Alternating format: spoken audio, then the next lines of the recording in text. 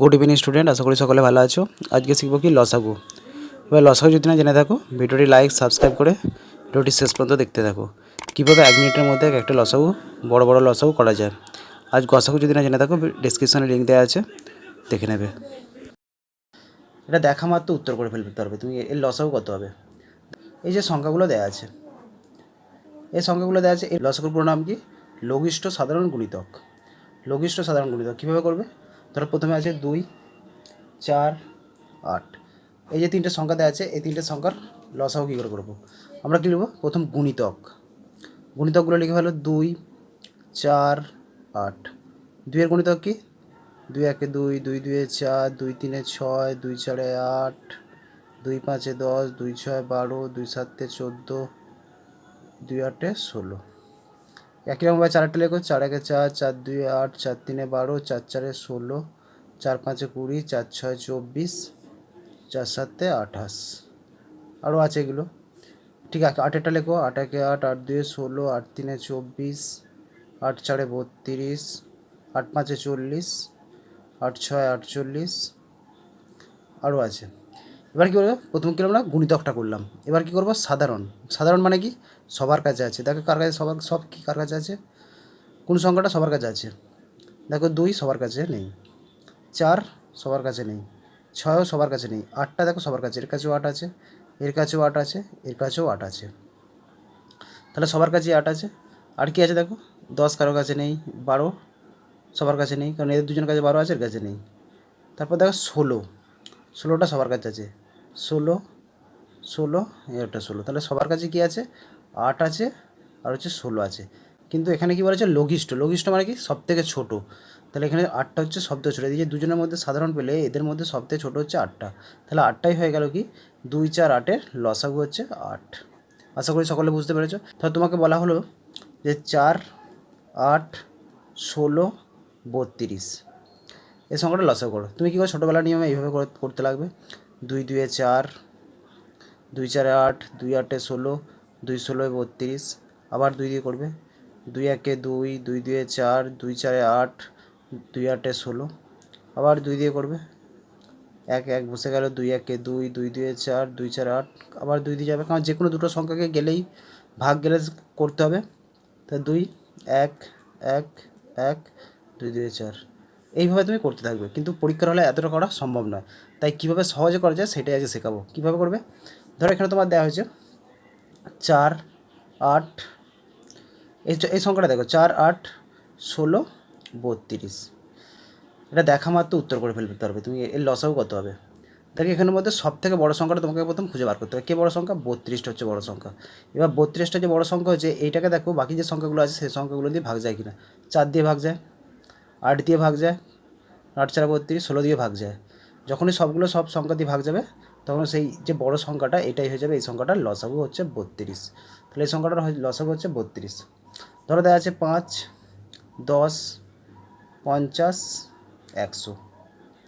এই যে এত বড় সংখ্যা যদি আমি এইভাবে করতে যাই অনেক টাইম যাবে, কিন্তু এটা দেখা মাত্র উত্তর করে। এখানে 50 50 110 দেখা মাত্র উত্তর করবে। 5 10 50 100 দেখা মাত্র কীভাবে উত্তর করবে? এটা সব থেকে বড়ো সংখ্যাটা তোমাকে প্রথম খুঁজে বার করতে হবে। সেটা শেষেও থাকতে পারে, মাঝখানেও থাকতে পারে, প্রথমেও থাকতে পারে। তাহলে এখানে সবথেকে বড়ো সংখ্যাটা কি? 100। 100 টাকা দেখো এবার সব সংখ্যা দিয়ে কাটাকাটি যাচ্ছে। 5 দিয়ে যাচ্ছে, 10 দিয়ে যাচ্ছে, 10 10 100, 50 2 100। তাহলে 100 টাকা সব সংখ্যাগুলো দিয়ে ভাগ যাচ্ছে। তাহলে লসাগু হয়ে গেল কি? 100।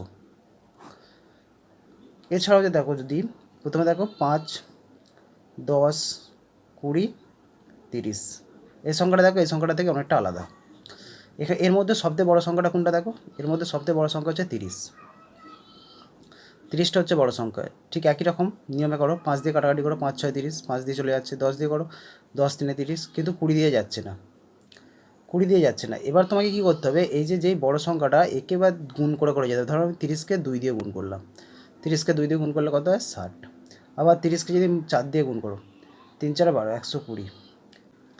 30কে যখন 2 দিয়ে গুণ করেছো 60 বেরিয়েছে। দিয়ে গুণ করবে, গুণ করে করে যেতে হবে যে আগের যে সংখ্যাটা যেটা দিয়ে মিললো না সেই সংখ্যাটা দিয়ে কোন সংখ্যাটাকে ভাগ যাচ্ছে। এই যে 60 আছে, 60কে ভাগ যাচ্ছে, 20 3 60। আবার 120কেও যাচ্ছে, 20 6, কিন্তু লঘিষ্ঠ মানে ছোটো, তাহলে লঘিষ্ঠ 60। তাহলে এই যে 5 10 20 30 এই সংখ্যাটা লসাগু হবে কত? 60। সহজই হয়ে গেল, কারণ এটা যদি আমরা ছোটোবেলার নিয়মে যদি করতে যাই অনেক সময় লাগবে। এখানে কী দেয় 3, 6, 12, 18 এই যে সংখ্যাগুলো দেওয়া আছে, ঠিক একই রকম আগের নিয়মটা করো। দেখো এখানের মধ্যে সবথেকে বড় সংখ্যা কোনটা, সবথেকে বড় সংখ্যা কি 18। এবার কী নিয়ম আছে, তার আগের সংখ্যাগুলো বা তার পাশের সংখ্যাগুলো দিয়ে সেই সংখ্যাটা কাটাকাটি যায় কি না।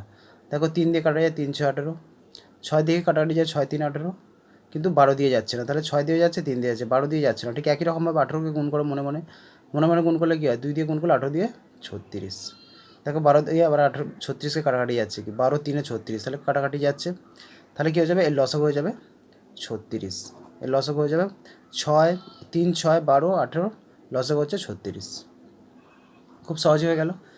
সাপোজ ধরো দেওয়া থাকে 6, 12, 7, 24 এই যে সংখ্যাটা, এই সংখ্যাটা তুমি লসাগু করবে কীভাবে, কয়েক সেকেন্ডে দেখা মাত্র উত্তর করতে হবে, কারণ তোমার পরীক্ষা হলে বেশি টাইম নেই। কীভাবে করবে, দেখো এখানের মধ্যে তোমাকে লসাগু করার নিয়ম হচ্ছে শব্দে তোমাকে প্রথম বার করতে হবে কি, বড় সংখ্যাটাকে খুঁজে বার করতে হবে। বড় সংখ্যাটা খুঁজে বার করলে বড় সংখ্যাটা কী দেওয়া আছে 24। ঠিক একই আগের নিয়মই করো। আগের নিয়মে কী ছিল, আগের সংখ্যাগুলো দিয়ে ভাগ যায় কিনা, 6 দিয়ে ভাগ যায়, 12 দিয়ে ভাগ যায় 24কে, কিন্তু 7 দিয়ে যায় না। কিন্তু 7টা কী সংখ্যা, 7টা মৌলিক সংখ্যা। মৌলিক সংখ্যা কাকে বলে, অনেকে জানে না মৌলিক সংখ্যা কাকে বলে। মৌলিক সংখ্যা কাকে বলে, যে সংখ্যাকে শুধুমাত্র সেই সংখ্যা দিয়েই ভাগ যায় আর 1 দিয়ে যায়, আর অন্য কোনো সংখ্যা দিয়ে সেই সংখ্যাকে ভাগ করা যাবে না।